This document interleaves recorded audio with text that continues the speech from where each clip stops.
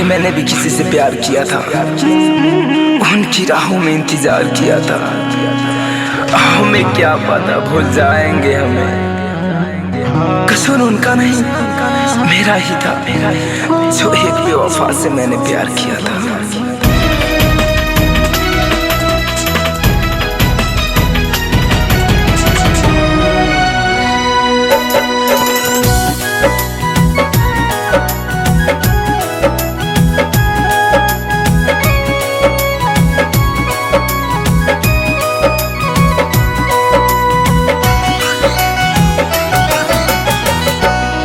कोई प्यार किसी से मत करना, कोई प्यार किसी से मत करना। सच कहता हूँ पछताओगे, जब दिल की दर्द बढ़ जाएगी, जब दिल की दर्द बढ़ जाएगी। आंसू के सिवा कुछ ना पाओगे।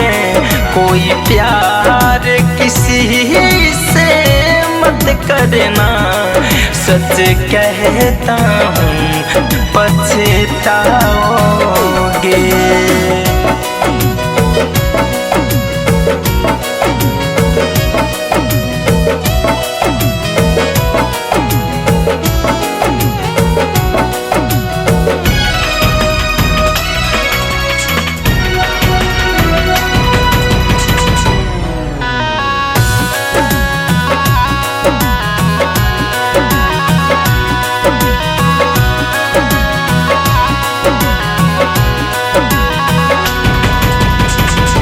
लैला मजनू हीरे रंझा, ये भी एक दीवाने थे।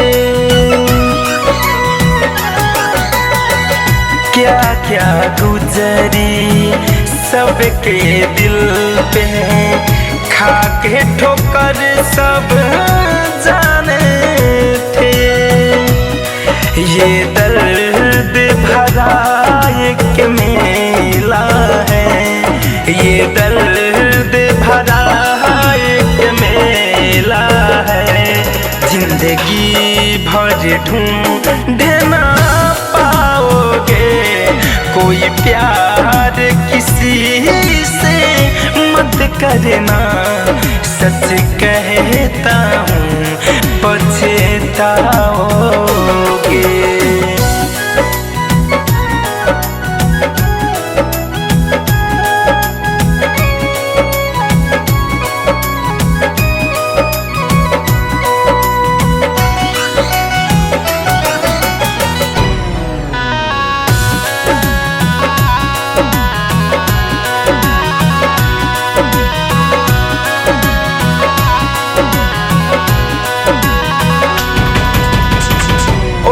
बेवफा जो निकल गई तो उसको ठोकर भी खाना है।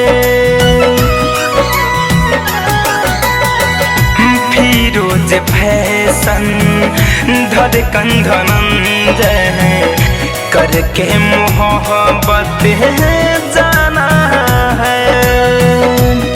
वो कफन भी उठाने न आएगी, वो कफन भी उठाने न आएगी। जब दुनिया से चले जाओगे, कोई प्यार किसी से मत करना, सच कहता हूँ पछताओगे। जब दिल की दर्द बढ़ जाएगी, जब दिल की दर्द बढ़ जाएगी। आंसू के सिवा कुछ ना पाओगे। कोई प्यार किसी से मत करना, सच कहता हूँ पछताओगे।